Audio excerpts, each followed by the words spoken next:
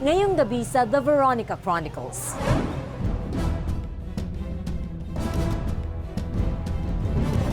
Medyo good tayo ngayon, is going up, pero maraming away.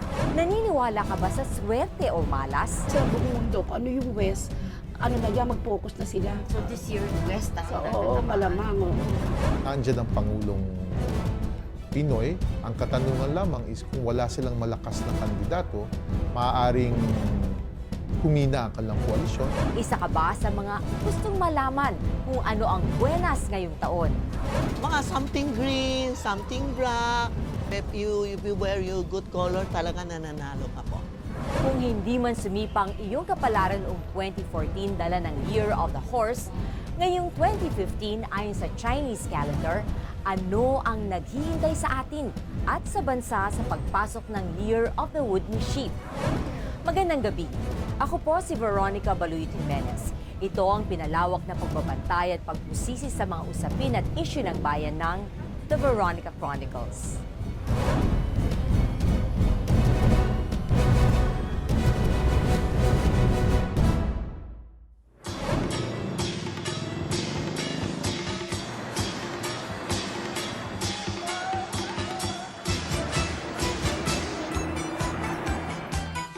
Ilang araw pa man bago ang pagdiriwang ng Chinese New Year, dito sa Chinatown sa Binondo, dagsana ang mga taong gusto nang malaman ang naghihintay sa kanilang kapalaran ngayong Year of the Wooden Sheep. Kabi-kabila na rin ang mga itinitindang mga pampaswerte, mga imahe ng tupa, pangdekorasyon, at mga borloloy na makakatulong daw para ma-attract ang good vibes ngayong 2015. May ilan ding personal na nagpapakonsulta sa mga feng shui experts upang gabayan sila sa kanilang mga gagawing desisyon ngayong taon. Dito nga sa tindahan ni Tita Maxi Chu, isang tanyag na feng shui expert, mga sikat na tao tulad ng mga politiko, mayayaman at negosyante ang ilan daw sa mga nagsasadya sa kanyang tindahan upang alamin ang mga magdadala ng swerte sa kanila. Ayon kasi sa Chinese calendar, ngayong 2015, papatak ang Year of the Wooden Sheep o Tupa. At maging positibo raw ang taon na ito dahil sa mga katangian na taglay ng mga tupa. Ang sheep year ngayon, maganda. Actually, talaga maganda. No? Kasi ang sheep mabait, hindi ba? Malambot ang puso. Pero this year, good ang fortune natin kasi yung 5 elements, nandito. Buo sila, hindi. Parang last year may kulang-kulang. This year is a wood sheep. Ayon kay Tita Maxi, kailangan daw munang magtiyaga, lalo na sa simula ng taon dahil medyo magiging mabagal daw ang pasok ng swerte. Pero ang kailangan lang daw gawin, hanapin ang compatible sa iyo na tao na yung magiging lucky charm. Dapat ngayon, makahanap tayo mga compatible. Ano yung mga compatible? Halimbawa, we are tiger. Ang tiger, ang compatible ng tiger is tiger, horse, and dog. Kung tiger ka, medyo malas ka, yun horse and dog nagtutulong sa'yo. Kaya everybody, kailangan bumili isang ganito, lalagay sa bag niya o bring it. Lifetime ito, hindi yung taon-taon. Magpapalit. Tiger, horse, and dog. Tapos sheep, pig, rabbit. Tandaan nyo ha, sheep, pig, rabbit, monkey, rat, dragon, rooster, snake, and ox. Ito ang compatible. Payo ni Tita Maxi sa mga ipinanganak ng Year of the Sheep, kinakailangan daw na maglagay ng 3 imahe ng tupa sa inyong mga opisina o bahay upang maging siksik-liglig at umaapaw ang blessings. Kailangan 3 sheep. Isang sheep hindi kaya. Kailangan 3 sheep para lumakas. No? Para ang 3 sheep, ang Chinese tinatawag na Sanyang Kaitai. Ibig sabihin, 3 sheep, binubukas ng pinto para sa good fortune. Pero may ilan din daw siya mga customer na mas personal ang nais ngayong 2015. And may elephant, good fortune. Sa likod naman, kung sino, this year lang ito ha, kung sino gusto makahanap ng boyfriend. Ito, wish siya. O gusto manganak. Ito po. Then, pinapalagay ko sa, ito lalagay mo ng pera. Wag lang coins. Bill yung mga pera, no? mga 500, 1,000, sa'yo naman to eh. Lalagay sa ilalim ng unan, then February 20, kukunin na nila. Kasi why? February pa 14 ang Chinese New Year. Diba? Chinese ngayon, no? February 20 is ship year na eh, di ba? 2015. Ibig sabihin, may dala tayo pera sa 2015. Positive vibes rin daw ang dulot ng mga kulay green at itim, lalo na ang pagsusuot ng kulay pulang underwear. Yun, if you feel you are not so good, wear red panty. Tumatawa sila bakit red panty. Ang red panty, it will support your bad energy to go out, yung good energy pumasok para aura mo gumanda. Kaya mas kinabawal ako mag-red, pero nagsusuot ako ng red panty to have good luck. Tapos yung mga customer ko pumapasok, may mga good, may mga bad, hindi mapasok sa akin. Red panty, red free. Sa mga taong nais namang pumasok sa business ngayong taon, mas swerte raw ang mga negosyong may kinalaman sa furniture, bookstore, medisina at bangko. May mga bilin din siya sa mga nais namang mahanap ang kanilang the one. Actually, ano ba sinabi ko, wag ka mag-inggit sa kanya, di ba? Yung love, bigay niyo. Kung alam niyo anong kailangan niya, is sharing. Yan ang love ng good feng shui. You have to share. Parang magsusuot ka ng pink. Ito, for attract love. Ito naman, for maintain love. To maintain the love. Okay. Kung may pampabuenas, meron din daw pantanggal malas si Tita Maxi, lalo na sa mga taong laging kinaiinggitan. Yung mga inggit, no? May mga items kami for politics. Parang halimbawa, rooster, di ba? Kung nakiinggit siya, lalagay mo sa mesa niya, ganun-ganun mo, it will absorb yung mga bad energy. Yung nang-iinggit sa'yo, ilalagay mo sa mesa mo, facing the door o facing mesa mo for yung mga bat niyo lalabas. Yung mga inggit. Ito yung evil eye para sa mga inggit. Yung bracelet ko. Ito mga evil eye para sa inggit po. Marami na inggit sa atin eh. Di ba? Halimbawa, nasa TV ka. You are so popular. Siyempre, may inggit. So, you have to put one in your office or bring mo, suot-suot mo para yung mga inggit. Pero may experience talaga ako, mga customer ko, yung sinuot nila. Pagbalik, sinasabi niya, is really good talagang evil eye, may mata siya eh. Kinukuha yung mga bad energy, yung inggit sa atin. Pero diin ni Tita Maxi, sa kabila man ng pagkonsulta ng ilan nating mga kababayan sa feng shui, palagi raw niyang pinaaalala sa kanyang mga customers na ang mga ito ay pawang mga gabay lamang. Kaya huwag kayong matakot na halimbawa feng shui is a guide. Importante sabihin mo, feng shui is a guide, hindi religion, hindi yung Muslim, Catholic, isang God lang tayo. Meron din ba itong parang scientific basis? Meron. Oo. Kaya nga marunong din tayo kasi may base yan eh. Hindi ka pwede magsasabi, tuturo ka ng mali, di kalma ka po. Kakalma tayo kung mali ang turo natin. Ang pagiging buenas daw ng isang tao ay nakasalalay mismo sa kanyang mga kamay at hindi kinakailangang iasa lang sa kung ano ang itinakda ng kalendaryo.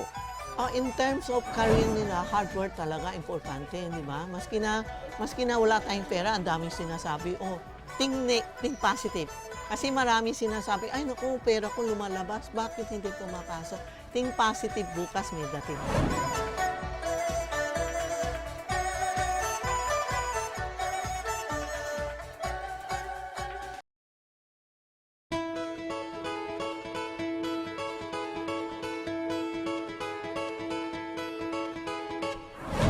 Isang retired assistant manager sa isang 5-star hotel ang 60-year-old na si Benny Sanoria. Ang halaga raw na kanyang naipon sa kanyang serbisyo ay naipundar niya ng tahanan, computer shop, salon at ilang kwartong paupahan bilang negosyo. Pero ayon kay Benny, ang swerte na kanya raw tinatamasa ngayon ay dahil sa kanyang regular na pagkonsulta sa feng shui. So pagka yung Chinese New Year, pupunta ako sa Chinatown. Bibili ako ng isang doon yung may papel doon na pagdating ng New Year, yung sa gabi, nagsusunog ako, sinusunog ko yun eh. Pero susulat ko lahat yung mga ano ko doon, yung mga wish ko doon. Taong 1955, ipinanganak si Benny, Year of the Wooden Sheep. Kaya ngayong taon, excited na raw siyang malaman kung ano ang kanyang magiging kapalaran. Katunayan, sa kanyang tahanan, hindi na niya mabilang ang dami ng kanyang mga pampaswerte.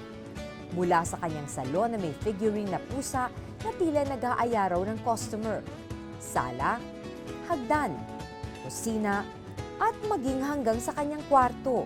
Kasi ang puso'y, di ba, kagaya nga nung yung pusang yan, nagtatawag yan kasi nung time na nakabukas pa tong ano ko, parlor, ito talaga, yung mga, hindi naman sa pagyayabang, marami talaga ako rito mga customer.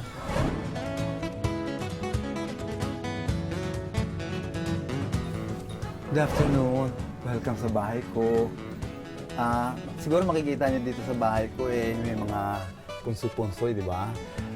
Dito, makikita ninyo like itong crystal na to. Ito ang ginamit ko dun sa hotel na binigyan ako ng pagkakataon maging fortune teller. This is isa rin to sa pinupunsoy. Kailangan to yung mga jewelry. Maganda rin para sa mga alahas. Kasi this one is yung para ba yung this is, di ba, ito yung kasi yung parang bahay ng isang gamit na lalagyan mo siya na pagpupundaran mo ng isang bagay na tapos pwede siyang dumami. So papalitan ako ngayon. So ito yung 8 kabayo dapat na maglalakad siya. Hindi dapat sa loob ng house dapat siya magano dahil binibigyan siya ng mga sa power. Ito yung sa ano rin sa family. Oo, yung sa health. Ganun.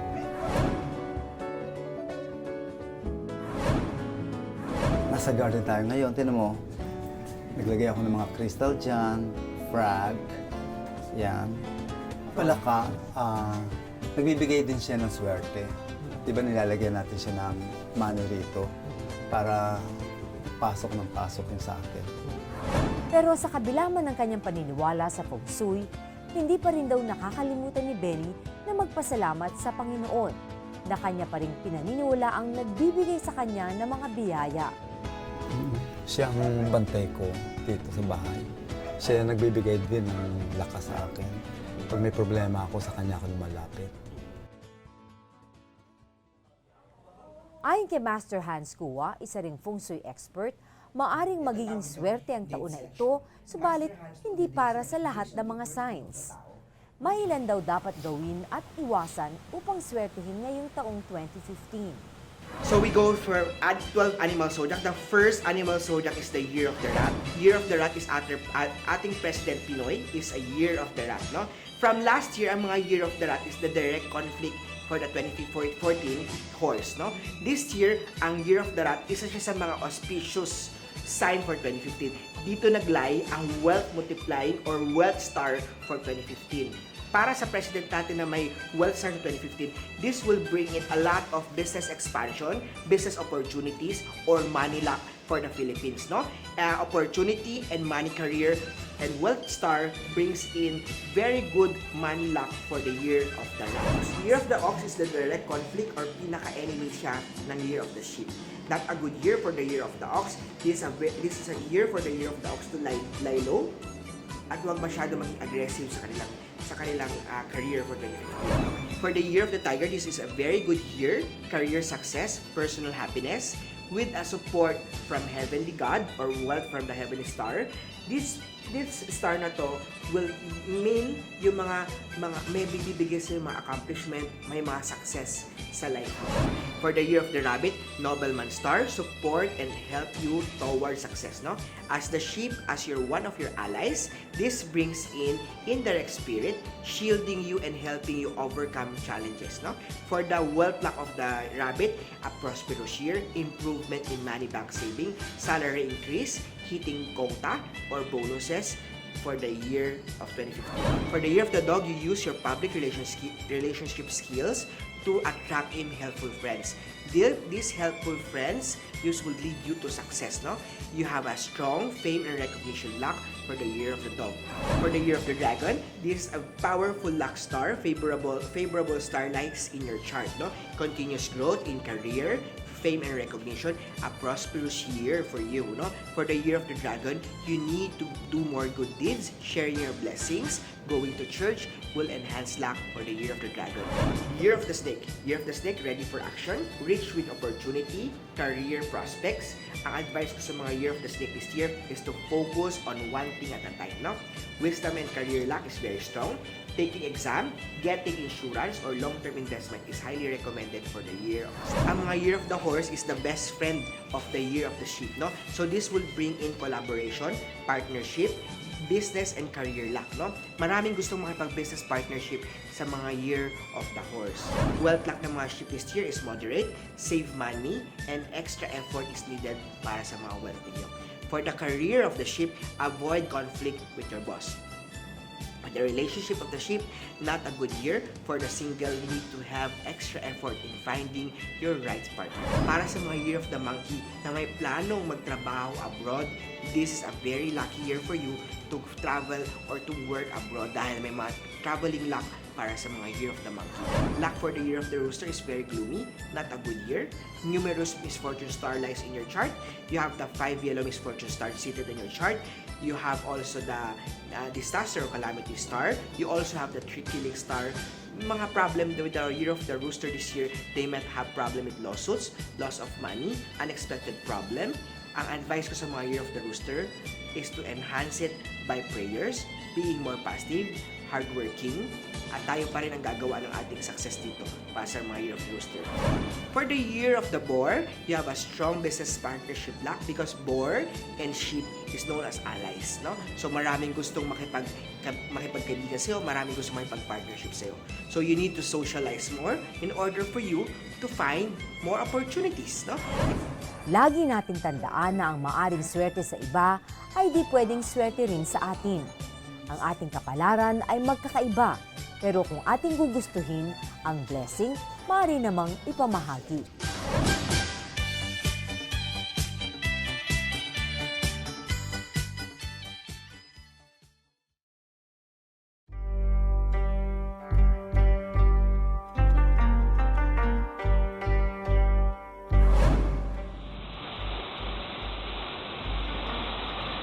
Taon-taon, tila bahagi na ng kapalaran ng bansa ang mga nararanasan nating sakuna at trahedya, mga pangyayaring naging hamon sa ating mga buhay. Ngayong Year of the Wooden Sheep, patuloy pa rin daw makakaranas ang Pilipinas ng mga kalamidad, ayon kay Madam Opel. Kumusta yung Year of the Sheep? Anong magiging atmosphere? 2015 is a year ng woodway sheep. Actually, wood yan. So, magkikreate ng mga sunog, fire. Kasi di ba may kasabihan yung fire, di ba, interrelation sa wood. Isa raw kasi sa makakaapekto sa magiging kapalaran ng bansa ay ang kinalalagyan nito. Nasa kanluran ang Pilipinas sa mundo at ito raw ang nakikita niyang madalas na maapektuhan ng mga kalamidad. Mag-ingat kahit direction, kung ano yung direction natin sa Philippine map, kahit sa buong mundo, kung ano yung west, ano na yan, mag-focus na sila. Kasi doon, kunyari, sample, may sinasabing may darating na hindi maganda, kunyari bagyo. Tingnan nila kung talagang tatamaan ng west, doon sila mag-concentrate ng paghahanda. So this year, west ang West, malamang oo, malamang, oo. buong from north to south, buong west area. Hindi masyado, pero talaga ang west. Hindi kasi sa matagal namin pag-aaral na, talaga naman nagkukonekte. Remember, hindi naman siguro sabihin kong this is our third year para mag-predict dito sa iyong show. Pwede ang mga target na mga lugar, mga central o center area. Pagkakakita natin sa map ng Philippines, ang Northwest Pangasinan. So whatever na inaantay natin, yung sinasabi natin Lindol, di ba? Kasi nga mainit ngayon, kasi nga firewood. So, possible na magkaroon din ng earthquake. Doon sa mga lugar na yon, Pangasinan, Baguio, yung mga ganung lugar. Kung sa pananaw ng isang geomancer, kasi alam mo naman geomancer ako, tinitingnan ko naman kasi yung sitwasyon na talaga namang, di ba, mulat sa Paul, yung mundo natin na ginawa na, talaga may mga ganyan ng disaster. Kaya lang ngayon, napopokus nga yung ma-apply nyo kung ano yung direction na not good, doon kayo magkukonsentrate. Oo, kasi yung talaga namang melindol, di ba?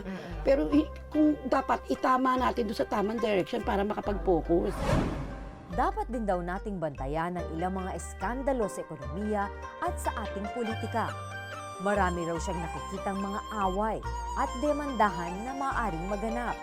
Kung tatanungin ng ekonomiya, parang medyo payapa kasi di ba nangyari na lahat eh. Nangyari na lahat yung ating inaasahan. So sabihin natin break. Ayun. Ngayon, kung sa politika naman ang itatanong mo sa akin, ngayon siguro magmamanifest yung mga lawsuit. Di ba last year nangyari, di ba? Hindi naman kaila sa atin. Yung sinabi natin ang mga devastated yung mga political. Pero ngayon magmamanifest yung mga bagay-bagay na lawsuit. Oo, baka ngayon yung mga demandahan. So, dapat mag-iingat Oo, sa mga... kasi 2015, ang pinaka-center ng direction, quarrel, fights, mga ruin relationship kahit sa pamilya. Pero ba't ganon? Di ba dapat peaceful? Kasi ship siya. So, Kasi although ship, characteristic lang ng ship yung peaceful. Eh, hindi naman lahat ng tao ship eh. Sa pamamagitan din ng mga kaarawan ng ilang personalidad, inalam namin kay Madam Opel ang kanilang magiging kapalaran. yung ating presidente, kumusta yung kanyang year of the sheep? Alam mo, okay siya eh. Kasi ang kanyang birthday, February 8. Oo. Tapos yung 8 na yun, ang ibig sabihin, holding union, intimacy, mahusay siya maki-intimate. At saka siya give and take. Oo, at saka alam mo naman, Aquarius, diba, lahat ikikare niya, manunubig. So, nagbibigay siya ng tubig sa anybody, kung sakali. Tapos, ang kanyang edad, 55. Ang 55 kasi, ibig sabihin niya, greatness, fullness, abundance. Ito na yung pinaka-best year niya ng buhay niya. Oo, iba siya ngayon. Talagang fullness, So, great sum. So, makakahanap na ba siya ng love of his life? Eh, baka ito na yung pinaka-fullness niya. Makahanap siya, ito na yung best. Kasi sa susunod na taon, parang makahanap man siya, parang traveler na siya. Parang hindi na alam ang mangyayari. Pero ito, pwedeng mag-manifest lahat ngayong taon na to yung mga bagay sa kanya. Eh, si Vice President Binay, Kung baga, kung 72 siya, parang preponderance of the small, parang maliit lang yung mga tutugunan. Pero alam mo, may swerte pala si Vice. Talagang destiny palang may swerte siyang tao. Kasi lahat sa kanya increase, dagdag, wala siyang negative. may swerte siya. Oo, parang, kasi ala akong mapagkunan ng kanyang Kasi ang birthday niya, November 11 yun. Oh. Tapos, 42 pa. Alam mo ba ang 42 sa Chinese, numerology? Increase yan, walang negative. Kaya walang negative at saka ang pangalan niya, di ba? Chejumar. Jesus, Joseph, and Mary. How lucky the Vice President. Siguro, kung matatulungan natin siya, yung mga advices na dapat niyang gawin, unang-una sa mga kasama niya. So, ibig sabihin kahit na yung mga exposes sa kanya, Yes! malalampasan niya yan? Palagay ko, kasi hindi ko nakikita siyang parang, kasi isang taon, watch out kayo kay Binay. Oh. Being 73 years old. Oh, Ang ibig sabihin ng 73 years old, parang pahamak sundan. May kapahamakan ng susunod sa kanya. So si Rojas, parang nakikita ko sa Destiny, parang may windfall din. May swerte din si Rojas. Kaya lang waiting, nag-aantay. Tapos yung 13, fellowship with men. Oh. At ibig sabihin, parang lonely place. Lugar na hindi siya gagalaw. Okay. O ngayon, pag i-connect ko yung 5 plus 13, 18 yan. Ang ibig sabihin ng 18 sa numerology, work that has been spoiled and rotten on a plate. Pero may windfall. Tapos yung 57, like a wind. Stand still, confused and passing situation na ang mga bagay ay parang hindi. Pero stick. Si Grace po, 68 to possess. Parang medyo mahirap yung kanyang edad. Although na to possess sa buhay niya, to possess, pwede siya mag-possess, pero hindi ganung how lucky. Tsaka ang edad niya ata, to 47, to suffer. Magsasuffer siya. Alam mo naman ang 47, di ba? Ang ibig sabihin niya, to suffer, there's no way out. Tapos the following year, parang balon unti-unti. Magiging masalimuot at makulay. Ganito rin nakikita ng political analyst na si Dindo Manhit ang magiging sitwasyon ng politika sa Pilipinas lalo na't papalapit na ang eleksyon. 2015 ay umpisa ng election cycle sa atin. Tulad ng alam ng lahat, election actually is still 2016, Mayo 2016. Mag-uumpisa ang kampanya, Febrero 2016. Ngunit alam nating ang mga kandidatura ay kailangan ilatag na by the last month of the third quarter, either September or the early part of the fourth quarter, which is October. So dahil dyan, makikita natin ang pagbubuo-buo ng iba't ibang koalisyon, samahan. That means the weakness of our political system is that we have a weak party system. And every election is shaped by coalition. Nagsasama-sama ang iba't ibang grupo, nagsasama-sama ang iba't ibang partido. So we see that happening. Ngayon pa lang daw, mahirap nang mahulaan kung sino ang maaaring susunod na leader ng bansa, lalo na't wala pa namang opisyal na deklarasyon mula sa mga nais tumakbo sa pagkapangulo. Maari, no? Pero napapaisip kaming mga political analysts na may kakayahan ba ang isang Pangulong Estrada tumakbo? Maaring mataas ka ngayon, pang-apat, pero pag ikaw ay kandidato, baka silipin ka na ulit at mailabas na naman ang mga negatibo laban sa iyo. Si Miriam naman, naniniwala ako na may following siyang supporter niya, matibay hanggang dun lamang. So ang posibleng mag-iba ay ang isang Grace Poe, umangat palalo, or si Vice President Binay makarecover, or si Mar Rojas magkaroon ng pagkakataong umangat. Malaki raw kasi ang magiging epekto ng nagaganap na imbestigasyon sa pagkamatay ng 44 na Special Action Force members sa Mamasapano, Maguindanao, lalo na para kay Secretary Mar Rojas kung sakaling siya man ang piliing i-endorso ng Liberal Party. Ang nakalulungkot lang kay Secretary Mar Rojas ay itong nangyari na hindi niya nalaman tong operasyong ito. This will be taken negatively. Dapat intindihin kasi natin yung tinatawag naming political psychology na yung pagtingin ng mga botante o yung tinatawag nating voter behavior is shaped by the events that they see, the news that they see. Eh, hindi ito maganda para kay Secretary Mar Rojas. Ikaw ay Secretary of Interior, ikaw ang posisyon in between the Philippine National Police and the President, and the President knew about it and he did not know about it. So that it becomes a leadership issue. Mabigat makarecover sa ganyang dagok sa iyong pamumunuan tulad ng DILG. Para naman kay Vice President Binay, maaring bumaba man ang kanyang trust ratings, subalit malakas pa rin daw ang kampanya nito para sa pagkapangulo. So makikita natin, ang pinakamalaking grupo ngayon ay yung tinatawag na Liberal Party Coalition. Nandiyan ang Pangulong Pinoy. Ang katanungan lamang is kung wala silang malakas na kandidato, maaaring humina ang kanilang koalisyon, iwanan sila ng ilan nilang mga kasama, at tumalon kung saan may malakas. Sino ang malakas? Dapat natin intindihin sa lahat ng batikos kay Vice President Binay, ang karamihan ay hindi napapansin na hindi naman natitinag ang lamang niya. Bumaba ang kanyang lamang, pero lamang pa rin siya. Lalo dun sa isang punto ng social weather station, hindi kasalanan to ng social weather station dahil sinabi dong bagsak si Vice President Binay. Bumagsak. Pero pag ikukumpira mo yung kanyang rating, mas mataas pa siya kay Pinoy. So siya pa rin na nangunguna. Malakas. Magandang pangitain naman raw ang pagtaas ng antas ng ekonomiya ng Pilipinas sa kabila man ng mga hamon ngayon sa ating politika. We just registered a 6.1% growth, a 7.3% growth. Of course, government claps and say, ang galing natin. Without realizing, when you break down our economic growth, the growth came from the private sector. It's private consumption. Tayo yun. OFW, BPO, small and medium scale enterprises. No? Pero ano maganda ron? That means ang ekonomiya natin dilink na sa politika. That means our life goes on kahit magulo sila. Ganun pa man, higit daw kailangan bigyan pansin at atensyon ngayon ng publiko ay ang mahigit 1 taong nalalabing termino ng Pangulong Aquino at ang kanyang maiiwang legasiya bilang leader ng bansa. Matagal pa naman bago siya buwaba bilang isang Pangulo. Exactly maybe 1 year, 5 months.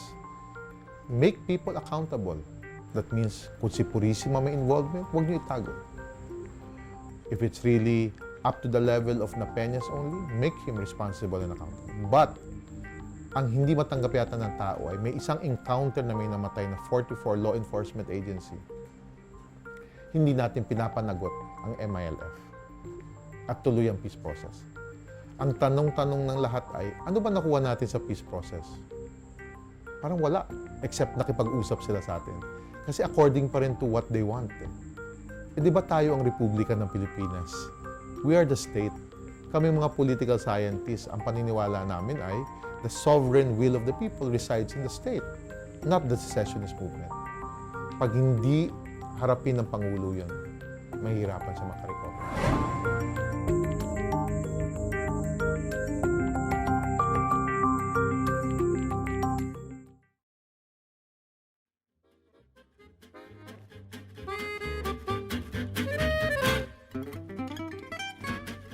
Sa loob ng mahigit 300 taon, sinakop ng bansang Espanya ang Pilipinas, na hanggang sa ngayon, nakatatak pa rin ang malaking impluensya ng dayuhan sa kultura at pamumuhay nating mga Pilipino. At sa isang pambihirang pagkakataon, ating pasyalan ang bansang minsay naging bahagi ng ating kasaysayan.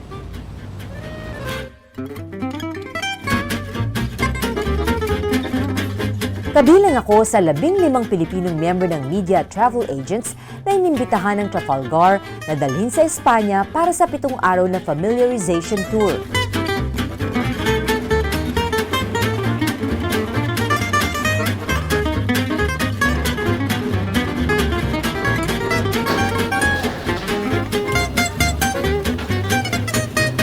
Matapos ang mahigit 14 na oras na biyahe sa himpapawid, ay maluwalhati kaming nakarating sa Barcelona.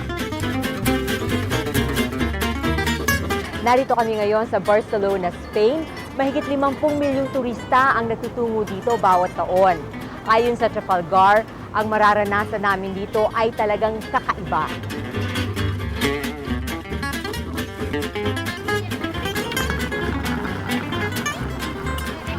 Malaki ang naging impluwensya ng Espanya sa kultura, lengguwahe, pagkain at iba pang aspeto sa buhay ng mga Pilipino.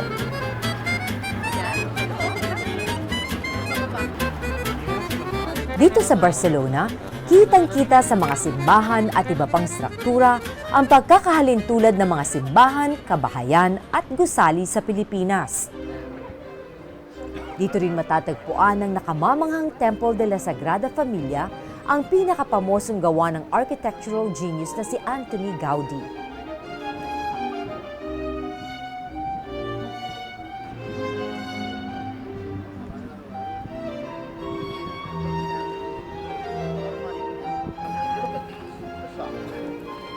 Noong 1891 ay ipinagpatuloy niya ang pagtatayo ng katedral na nasimula ng ibang mga arkitekto.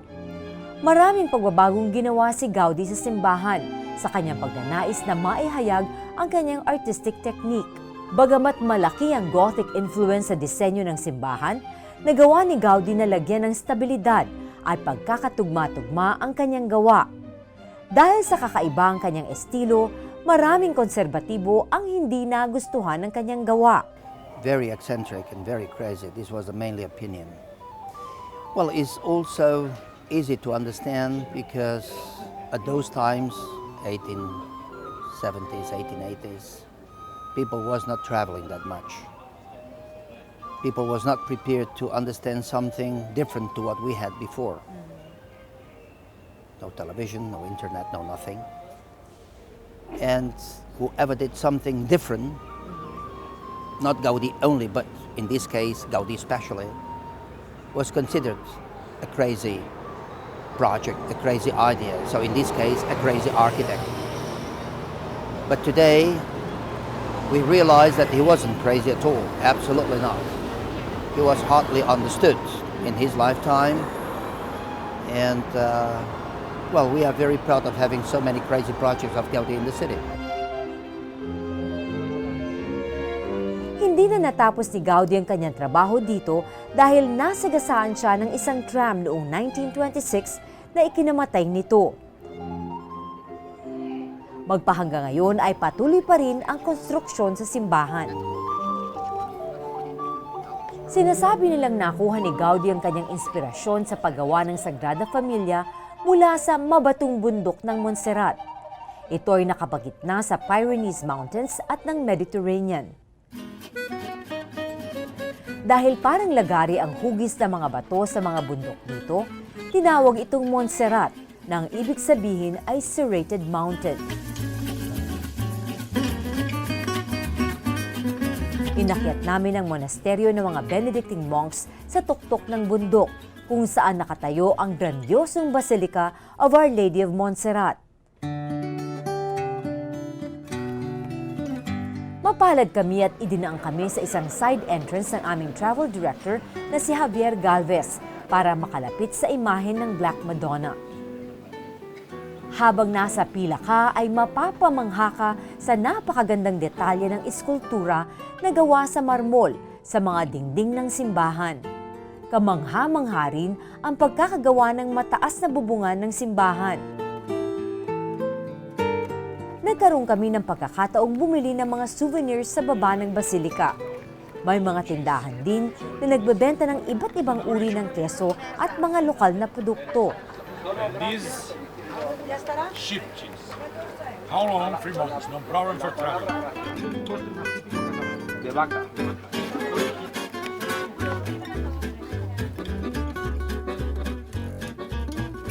Tinungo namin ang marilag na lungsod ng Saragossa na katabi ng Ebro River.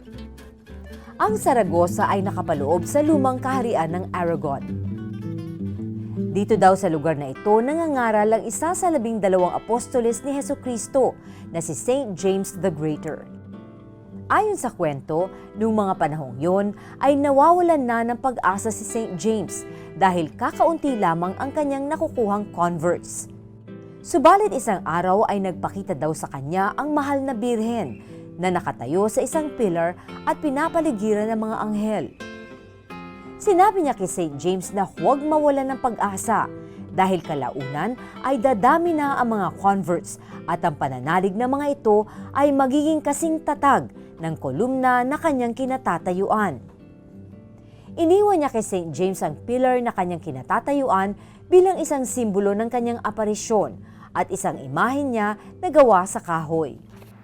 Sa lugar ng pinangyarihan ng pagpapakita ng mahal na birhen, nakatayo ngayon ang Our Lady of the Pillar Basilica na dinarayo ng milyong-milyong mananampalataya at turista bawat taon.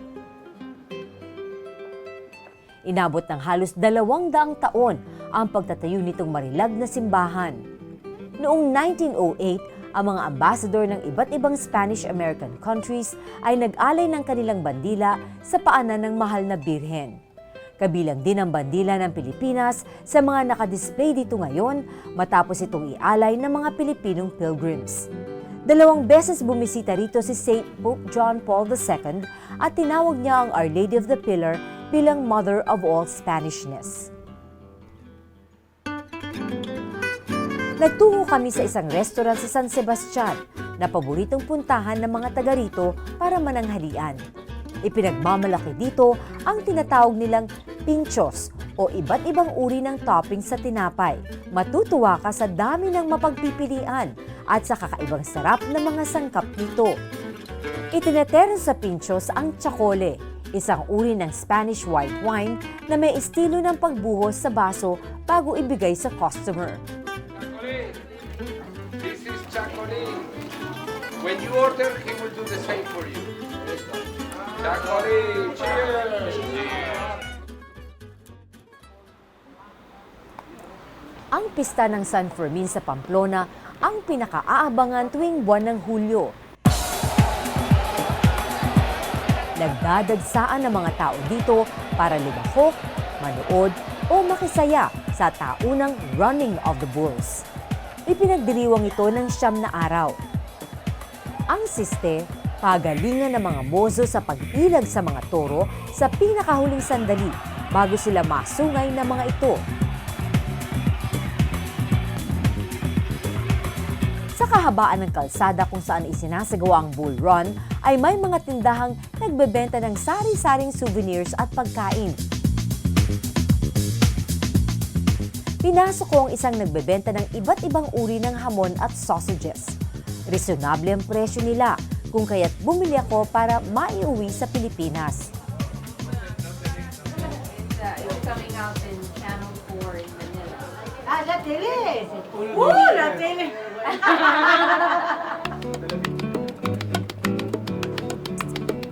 Maliban sa Bull Run, kilala rin ang Pamplona bilang lugar na pinakamamahal ng pamosong novelist na si Ernest Hemingway. Dito sa Grand Hotel La Perla, iniakda ni Hemingway ang librong The Sun Also Rises. Madalas din siyang magpunta dito sa Cafe Iruña, isang malaking restaurant na nagsisilbi ng simpleng pagkain na hango sa rehiyon. Sa loob ng restaurant, matatagpuan ang paboritong bar ni Hemingway. Dito mayroong life-size wooden statue ng manunulat para sa mga turistang nais magpa-picture kasama siya. Pinakain kami sa restaurant ng Pamplona version ng tsokolate con churros. Napakalapot ng tsokolate. Ito marahil ang tinutukoy na tsokolate ni Padre Damaso sa librong Noli Me Tangere. Tinungo namin ang maliit na syudad ng Figueres kung saan ipinanganak ang world-famous artist na si Salvador Dali. Narito ang Dali Theater and Museum kung saan nakadisplay ang maraming likha ng surrealist artist na mag-umpisa pa lamang siya hanggang sa bago siya mamatay. Kilala si Dali sa kanyang bersyon ng flowing clock na makikita sa marami niyang paintings. Isa sa mga pinaka-interesanting gawa niya ay ang pintura ng pamosong manunulat na si Ernest Hemingway gamit ang maniwala kayo o hindi, isang pugita. Mahigit sa 1,000 likhang pintura, eskultura, guhit, engravings, holograms, alahas at iba pa ang makikita dito sa Dali Museum. Dinala rin kami sa Boquiera Market sa La Rambla, isa sa pinakamalaking palengke sa Espanya. Dito mabibili ang samut-saring cured meats, seafood, gulay, mga makukulay na prutas, iba't ibang klaseng mani at tsokolate at mga rekado. Para sa mga nais maramdaman at matikman ang tunay na Espanya, hindi dapat palampasin ang La Boquiera Market.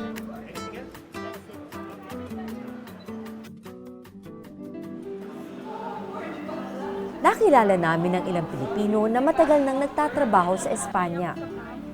Si Policarpio Lugto ay 7 taon nang naninilbihan bilang isang driver sa isang kilalang supermarket chain dito sa Barcelona. Dito rin nagtatrabaho ang kanyang misis at ang kaisa-isa nilang anak na nasa kolehiyo na. Trato naman sa akin ng ama ko okay naman. Siyempre, kahit na naman sa kumpanya, minsan pag nagkakamali ka, andun yung pagsasabihan ka. Pero bilang, alam mo na mga Pilipino, hard worker. Si Policarpio isa lamang sa mahigit 240,000 Pilipino na naninirahan na nagtatrabaho sa Spain.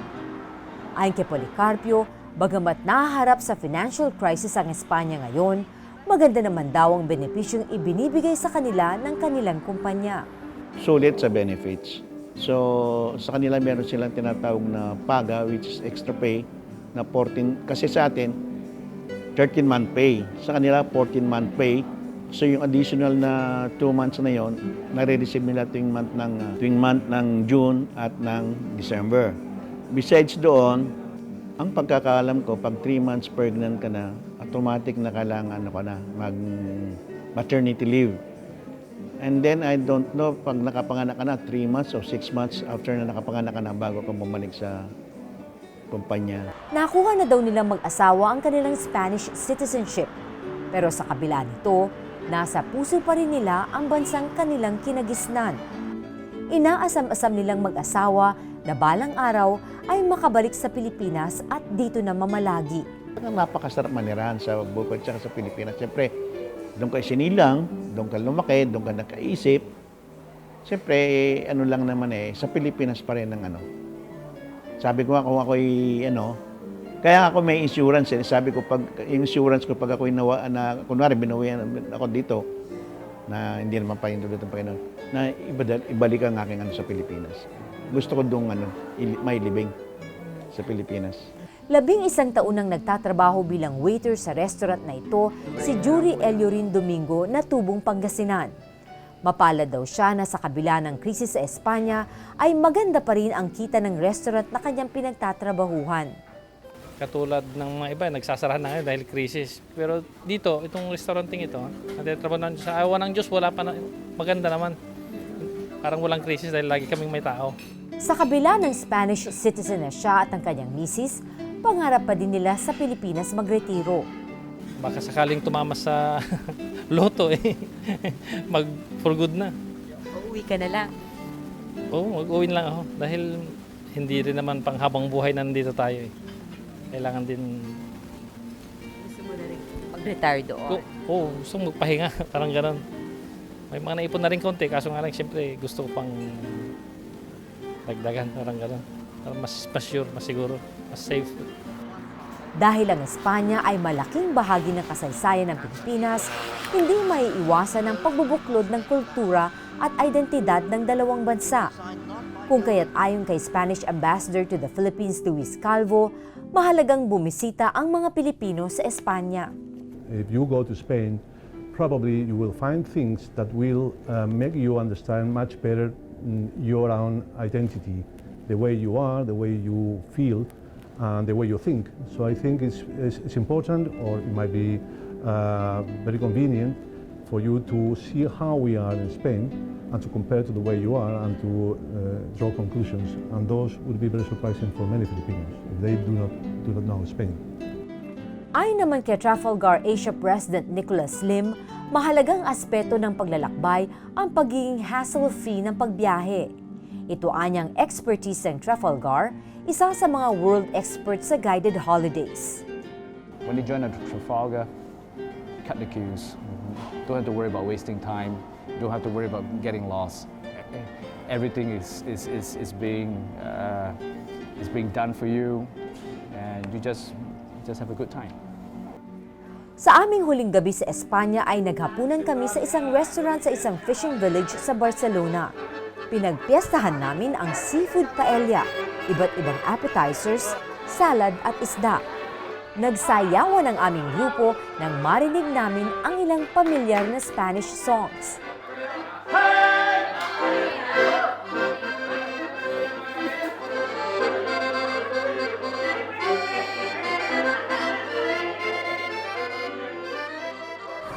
Ang swerte hindi raw basta-basta nakakamit kung walang kasamang kasipagan. Ayon nga sa isang matandang kasabihan, hindi hawak na mga bituin ang ating kapalaran. Gabay lamang sila at malaya tayong gumawa ng ating sariling kapalaran. Dahil ang tunay na kapangyarihan sa pagpapatakbo ng ating buhay nasa ating mga kamay. Para po sa inyong mga mungkahi at komento sa aming programa, ipadala lamang ang inyong mensahe sa aming mga social media accounts. Magandang gabi. Ako po si Veronica Baluyot Jimenez. Ito ang pinalawak na pagbabantay at pagbusisi sa mga usapin at isyu ng bayan ng The Veronica Chronicles.